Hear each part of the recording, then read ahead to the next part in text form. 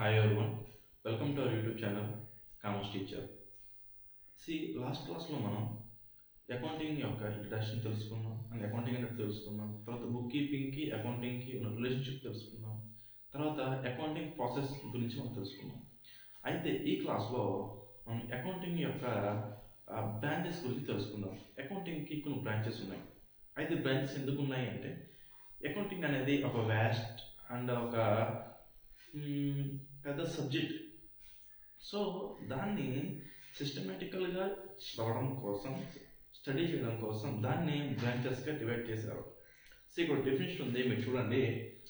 To study it systematically accounting is divided into different branches. Okay, అంటే ఏంటి? అకౌంటింగ్ని సిస్టమేటికల్గా చదవడం కోసం దాన్ని డిఫరెంట్ బ్రాంచెస్గా డివైడ్ చేయడం జరిగింది. అయితే each branch serves as specific purpose. ప్రతి బ్రాంచ్కి స్పెసిఫిక్ పర్పస్ అని ఉంది. ఓకే, ఏ బ్రాంచ్కి చేయాల్సిన వర్క్ ఆ బ్రాంచ్ ఉంటుంది, ఏ బ్రాంచ్ చేయాల్సిన వర్క్ ఆ బ్రాంచ్ చేస్తుంది. ప్రతి బ్రాంచ్కి స్పెసిఫిక్ వర్క్ అనేది ఉంది. ఓకే, అయితే ఆ బ్రాంచెస్ ఏంటి అంటే అవి టోటల్గా 5 బ్రాంచెస్ ఉన్నాయి. అవి ఏంటంటే financial accounting, financial accounting and cost accounting and management accounting, ఈ 3 అనేది మెయిన్ 3 టైప్స్. ఓకే, ఈ అడిషనల్గా tax accounting and social accounting. Okay, financial accounting అంటే ఏంటి? ఫైనాన్షియల్ అకౌంటింగ్ అంటే చూడండి, ఓ కంపెనీ యొక్క ఫైనాన్షియల్ పొజిషన్ని, ప్రాఫిట్ అండ్ లాస్ని తెలుసుకోవడం కోసం ఫైనాన్షియల్ అకౌంటింగ్ చేస్తాం. తర్వాత కాస్ట్ అకౌంటింగ్, ప్రతి ఒక్క కంపెనీలో కానీ లైక్ ఇటువంటి కంపెనీస్ అంటే మ్యానుఫ్యాక్చరింగ్ కంపెనీస్ ఉంటాయి కదా, అటువంటి కంపెనీస్లో ఎక్కువగా ఎక్స్పెండిచర్స్ ఉంటాయి. ఆ ఎక్స్పెండిచర్ని మనం కాస్ట్ అంటాం. ఆ కాస్ట్ని ఎలా రిడక్ట్ చేయాలి, దాన్ని అనాలిసిస్ చేయడం, కాస్ట్ని తగ్గించడం, ఓకే కాస్ట్ మినిమైజ్ చేయడం, కాస్ట్ని కంట్రోల్ చేయడం, ఇవన్నీ కూడా ఈ కాస్ట్ అకౌంటింగ్ ద్వారా జరుగుతుంది. తర్వాత మేనేజ్మెంట్ అకౌంటింగ్. మేనేజ్మెంట్ అకౌంటింగ్ అంటే ఏంటంటే ఫైనాన్షియల్ ఇన్ఫర్మేషన్ మొత్తాన్ని కూడా మేనేజ్మెంట్కి ఇవ్వడం. దాని ద్వారా మేనేజ్మెంట్ ఏం చేస్తుంది అంటే ఫైనాన్షియల్ డిసిషన్స్ తీసుకుంటాయి, బడ్జెట్ డిసిషన్స్ తీసుకుంటాయి, లేకపోతే ఏదైనా ఇన్నోవేషన్ ఉన్నప్పుడు దాని ప్లాన్ తీసుకోవడం ఉపయోగపడుతుంది. సో ఇటువంటి డిసిషన్స్ తీసుకోవడం కోసం ఈ మేనేజ్మెంట్ అకౌంటింగ్ అనేది యూజ్ చేస్తారు. తర్వాత ట్యాక్స్ అకౌంటింగ్. ట్యాక్స్ అకౌంటింగ్ అంటే ఇప్పుడు ప్రతి ఒక్క కంపెనీకి ప్రాఫిట్స్ ఉంటాయి, అంటే ఇన్కమ్ ఉంటుంది, రెవెన్యూ ఉంటుంది. సో ఆ కంపెనీ ట్యాక్స్ఫుల్ ఇన్కమ్ ఎంత ఉంది, ఎంత ఇన్కమ్కి ట్యాక్స్ పే చేయాలి, తర్వాత ఆ కంపెనీ అనేది లా అనేది ఫాలో అవుతుందా లేదా, అకౌంటింగ్ లా అనేది ఫాలో అవుతుందా లేదా, అకౌంటింగ్ స్టాండర్డ్స్ ఫాలో అవుతుందా లేదా అనే ప్రతిదీ కూడా ఈ ట్యాక్స్ అకౌంటింగ్ చూసుకుంటుంది. ఆ తర్వాత సోషల్ అకౌంటింగ్. సోషల్ అకౌంటింగ్ అంటే కంపెనీ మెయిన్ మోటివ్ ఎప్పుడు కూడా ప్రాఫిటే, కానీ ప్రాఫిట్ కాకుండా సోషల్ వెల్ఫేర్ కోసం అండ్ సోషల్లో స్టాండర్డ్గా సోషల్ స్టాండర్డ్స్ పొందడం కోసం కూడా చేస్తుంది. లైక్ ఎలా అంటే ఎంప్లాయీస్ కానీ ఆ కంపెనీ చుట్టుపక్కల ఉన్న ఏరియాస్లో ఎడ్యుకేషన్ ప్రొవైడ్ చేయడం, ఇన్ఫ్రాస్ట్రక్చర్ ప్రొవైడ్ చేయడం. సో అది సొసైటీకి ఎటువంటి ఇంపాక్ట్ కలిగిస్తుంది. ఇప్పుడు ఏదైనా బిజినెస్ ఉందంటే, ఏదైనా ఆర్గనైజేషన్ ఉందంటే, ఆర్గనైజేషన్ సొసైటీ మీద ఎటువంటి ఇంపాక్ట్ కలిగిస్తుంది అనే విషయాన్ని ఇక్కడ సోషల్ అకౌంటింగ్ ద్వారా మనం తెలుసుకోవచ్చు. మీకు ఈ బ్రాంచెస్ అని అర్థమయ్యే అనుకుంటా. తర్వాత అకౌంటింగ్ యొక్క ఆబ్జెక్టివ్స్ గురించి మనం మాట్లాడుకుందాం. అకౌంటింగ్ యొక్క ఆబ్జెక్టివ్స్ గురించి మనం మాట్లాడుకుందాం. ఆబ్జెక్టివ్స్ ఆఫ్ అకౌంటింగ్ గురించి మాట్లాడుకుందాం. ఓకే, అకౌంటింగ్ యొక్క ఆబ్జెక్టివ్స్ ఏంటి అంటే చూడండి, finding out various balances. Accounting చేయడం ద్వారా మనకి డిఫరెంట్ టైప్స్ ఆఫ్ బ్యాలెన్సెస్ దొరుకుతాయి, అంటే తెలుస్తుంది ఎటువంటి బ్యాలెన్సెస్ మనకు మిగిలినాయి, ఎంత మిగిలింది అనే విషయాలు మనకు తెలుస్తాయి అకౌంటింగ్ చేయడం వల్ల. సో తర్వాత మనం రకరకాల ఇన్వెస్ట్మెంట్స్ చేస్తాము, అన్ని ఇన్వెస్ట్మెంట్స్ చేసిన తర్వాత లేకపోతే at the end of certain పీరియడ్లో మనకి ఇంత మిగిలింది అనే విషయాలు మనకు తెలుస్తాయి. లైక్ క్యాష్ బ్యాలెన్స్ అని, బ్యాంక్ బ్యాలెన్స్ అని, ఎంత ఉంది అనే విషయం మనకు తెలుస్తుంది. ఆ తర్వాత ప్రొవైడింగ్ నాలెడ్జ్ ఆఫ్ ట్రాన్సాక్షన్స్. ఇప్పుడు కంపెనీలో నెంబర్ ఆఫ్ ట్రాన్సాక్షన్స్ జరుగుతాయి, హండ్రెడ్స్లో, థౌజండ్స్ అండ్ ల్యాక్స్లో ట్రాన్సాక్షన్స్ ఉంటాయి. వాటన్నిటికి ఎన్ని ట్రాన్సాక్షన్స్ అని మనం మెమరైజ్ చేయలేం. సో ఆ అకౌంటింగ్ చేయడం వల్ల ఏ ట్రాన్సాక్షన్ ఎప్పుడు జరిగిందనే విషయాలన్నీ కూడా మనకు తెలుస్తాయి. అండ్ తర్వాత అసర్టైనింగ్ నెట్ ప్రాఫిట్ ఆర్ లాస్. ఇప్పుడు ఇక్కడ ప్రాఫిట్ అండ్ లాస్ అకౌంట్ అని లేదా ట్రేడింగ్ అకౌంట్ కానీ ఇవి చేయడం వల్ల మన గ్రాస్ ప్రాఫిట్ అండ్ లాస్ కానీ నెట్ ప్రాఫిట్ అండ్ లాస్ కానీ ఎంత ఉంది అనే విషయం మనకి ఏమైంది, ప్రాఫిట్లో ఉన్నామా లాస్లో ఉన్నామా అన్న విషయాలు అనేవి మనకు తెలుస్తాయి.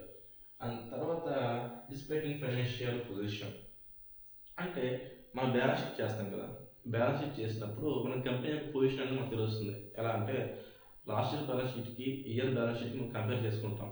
అలా కంపేర్ చేసుకున్నప్పుడు ఆ బ్యాలెన్స్ షీట్లో మనకి ఎంత బ్యాలెన్స్ అనేది మ్యాచ్ అవుతుంది లేదు, మనకి లాస్ట్లో ఉన్నామా లేదా, మన కంపెనీ ఏ పొజిషన్లో ఉంది, ఇలాంటి విషయాలన్నీ కూడా మనకు తెలుస్తుంది ఆ బ్యాలెన్స్ షీట్లో. అండ్ తర్వాత information to all interested users. కంపెనీలో different types of stake holders ఉంటారు, not stock holders, stake holders ఉంటారు. స్టేక్ హోల్డర్స్ అంటే కంపెనీకి రిలేటెడ్గా ఉన్న ప్రతి ఒక్కరికి కూడా స్టేక్ హోల్డర్స్ అని ఉంటాం. సో వాళ్ళందరికీ కూడా ఫైనాన్షియల్ డేటా యూజ్ అవుతుంది. లైక్ ఇన్వెస్టర్స్ కావచ్చు, ఓనర్స్ కావచ్చు, పార్ట్నర్స్ కావచ్చు, ఇలా డిఫరెంట్ టైప్స్ ఆఫ్ పీపుల్కి అండ్ పబ్లిక్ కూడా సమ్టైమ్స్ కావాలి. సో వీళ్ళందరికీ కూడా ఫైనాన్షియల్ ఇన్ఫర్మేషన్ అవసరం. ఇన్వెస్టర్స్కి ఇన్వెస్ట్ చేయడం కోసం అవసరం, అండ్ ఓనర్స్కి పొజిషన్ తెలుసుకోవడం కోసం అవసరం. అలా అందరికీ కూడా ఫైనాన్షియల్ ఇన్ఫర్మేషన్ అనేది అవసరం. సో ఈ అకౌంటింగ్ ఏం చేస్తుందంటే ఎవరికైతే ఇన్ఫర్మేషన్ కావాలో వాళ్ళందరికీ ఇన్ఫర్మేషన్ అనేది ప్రొవైడ్ చేస్తుంది కంపెనీ. అండ్ తర్వాత ఫుల్ఫిల్లింగ్ లీగల్ అప్లికేషన్స్. ప్రతి ఒక్క కంట్రీ కానీ ప్రతి ఒక్క కంట్రీలో అకౌంటింగ్ స్టాండర్డ్స్ ఉంటాయి. ఓకే, అకౌంటింగ్ స్టాండర్డ్స్ ఉంటాయి అండ్ కొన్ని లీగల్ అప్లికేషన్స్ ఉంటాయి, తర్వాత లీగల్ కంపెనీస్ ఉంటాయి, తర్వాత ట్యాక్స్ లాస్ ఉంటాయి. ఇవన్నీ కూడా కంపెనీ ఫాలో అయ్యేలా చూస్తుంది ఈ అకౌంటింగ్ అని. So it is lost objective. And తర్వాత మనం అకౌంటింగ్ ఫంక్షన్స్ గురించి తెలుసుకుందాం. ఏ టైప్ ఆఫ్ ఫంక్షన్స్ అనేవి అకౌంటింగ్లో ఉంటాయి అనే విషయాలు మనం తెలుసుకుందాం. ఓకే, తర్వాత ఫంక్షన్స్ ఆఫ్ అకౌంటింగ్. ఇక్కడ ఏ టైప్స్ ఆఫ్ ఫంక్షన్స్ ఉన్నాయంటే maintaining systematic records, communicating the financial results, meeting legal requirements, fixing responsibilities, decision making support. ఈ ఫంక్షన్స్ అనేవి అకౌంటింగ్ అనేది ప్రొవైడ్ చేస్తుంది. అయితే మెయింటైనింగ్ సిస్టమాటిక్ రికార్డ్స్ అంటే కంపెనీలో డిఫరెంట్ టైప్స్ ఆఫ్ ట్రాన్సాక్షన్స్ అవుతూ ఉంటాయి. ఆ ట్రాన్సాక్షన్స్ అనేవి క్లాసిఫై చేసి సమ్మరైజ్ చేసి ఒక సిస్టమాటికల్ ఆర్డర్లో పెడుతుంది. దాని ద్వారా అది చూసే వాళ్ళకి ఈజీగా అర్థమవుతుంది. అండ్ తర్వాత సెకండ్ ఫంక్షన్ వచ్చేసి కమ్యూనికేటింగ్ ది ఫినాన్షియల్ రిజల్ట్స్. కంపెనీకి పొజిషన్ లైక్ బ్యాలెన్స్ షీట్ కానీ, ట్రయల్ బ్యాలెన్స్ కానీ, ప్రాఫిట్ అండ్ లాస్ కానీ, ఓకే, కంపెనీ యొక్క ఫినాన్షియల్ పొజిషన్ రిజల్ట్స్ అన్నింటినీ కూడా ఇది ఎవరైతే ఆ రిజల్ట్స్ కావాలనుకుంటారో లైక్ ఎండ్ యూజర్స్ ఉంటారు కదా, లైక్ ఎవరో టాప్ మేనేజ్మెంట్ లెవెల్ ఉన్న వాళ్ళు, వీళ్ళందరూ కూడా స్టేక్ హోల్డర్స్, ఇలా different types of stake holders అందరూ కూడా ఇవి కోరుకుంటారు. సో అది ఫైనాన్షియల్ పొజిషన్ ఏంటి అని తెలుసుకోవాలనుకుంటారు. దాని తర్వాత మీటింగ్ లీగల్ రిక్వైర్మెంట్స్ అంటే ఒకప్పుడు మనకి కంపెనీస్ యాక్ట్ ఒక కంపెనీస్ యాక్ట్ మనకు 1956 ఉండే, ఇప్పుడు ఇది లేదు, దీన్ని రీప్లేస్ చేసి 2030 వచ్చింది. తర్వాత ఇన్కమ్ ట్యాక్స్ యాక్ట్ 1956. ఒకప్పుడు మనకు విఏటీ ఉండేది, వాల్యూ యాడెడ్ ట్యాక్స్. ఇప్పుడు మనకి జిఎస్టీ వచ్చింది, గూడ్స్ అండ్ సర్వీస్ ట్యాక్స్ వచ్చింది. లైక్ ఇలాంటి లీగల్ రిక్వైర్మెంట్స్ని కంపెనీ అనేది కరెక్ట్గా ఫాలో అవుతుందా, అలా ఫాలో అవ్వేలా చేస్తుంది ఈ అకౌంటింగ్. తర్వాత ఫిక్సింగ్ రెస్పాన్సిబిలిటీస్ అంటే ఏంటంటే ఇప్పుడు ఒక కంపెనీలో డిఫరెంట్ టైప్స్ ఆఫ్ డిపార్ట్మెంట్స్ ఉంటాయి. సింగిల్ డిపార్ట్మెంట్ అయితే ఉండదు, చాలా డిపార్ట్మెంట్స్ అనేవి ఉంటాయి. ప్రతి ఒక్క డిపార్ట్మెంట్కి స్పెసిఫిక్గా అకౌంట్స్ చేస్తారు.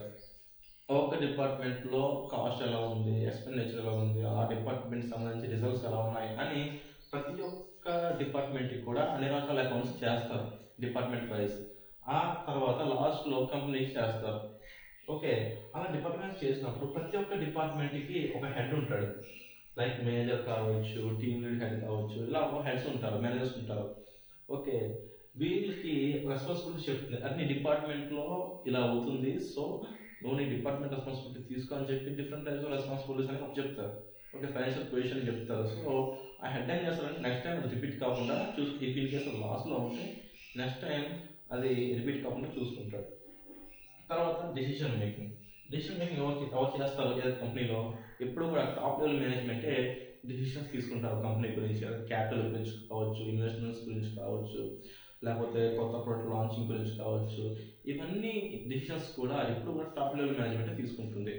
ఈ అకౌంటింగ్ ద్వారా ఏం తెలుస్తుందంటే ఫైనాన్షియల్ పొజిషన్ తెలుస్తుంది. తర్వాత ప్రాఫిట్స్ అండ్ లాసెస్ గురించి తెలుస్తాయి, ఎంత ఎక్స్పెండిచర్ అవుతుందో తెలుస్తుంది. ఓకే, మంత్లీ ఎంత ఖర్చు అవుతుందో తెలుస్తుంది, ఒక డేకి ఎంత ఖర్చు అవుతుందో తెలుస్తుంది. ఓకే, రకరకాల కాస్ట్ అనేవి తెలుస్తాయి. సో నెక్స్ట్ టైం ఇలా ప్రాజెక్ట్ చేయాలనుకున్నప్పుడు దాన్ని ఎలా మినిమైజ్ చేయాలి, అటువంటి డెసిషన్ మేకింగ్ తీసుకుంటారు. ఓకే, ఒక ప్రాజెక్ట్ రన్ అవుతుంది, కాస్ట్ ఎక్కువ అవుతుంది, దానికి లాస్ట్కి వెళ్ళిపోతుందంటే ఆ ప్రాజెక్ట్ ఆపేయాలా వద్దా, ఇటువంటి అన్ని డెసిషన్స్ కూడా టాప్ లెవెల్ మేనేజ్మెంట్ తీసుకుంటుంది. దేని ద్వారా అంటే అకౌంటింగ్ ద్వారా. మీకు ఈ వీడియో నచ్చినట్లయితే షేర్ చేయండి, సబ్స్క్రైబ్ చేయండి అండ్ లైక్ చేయండి. Thank you.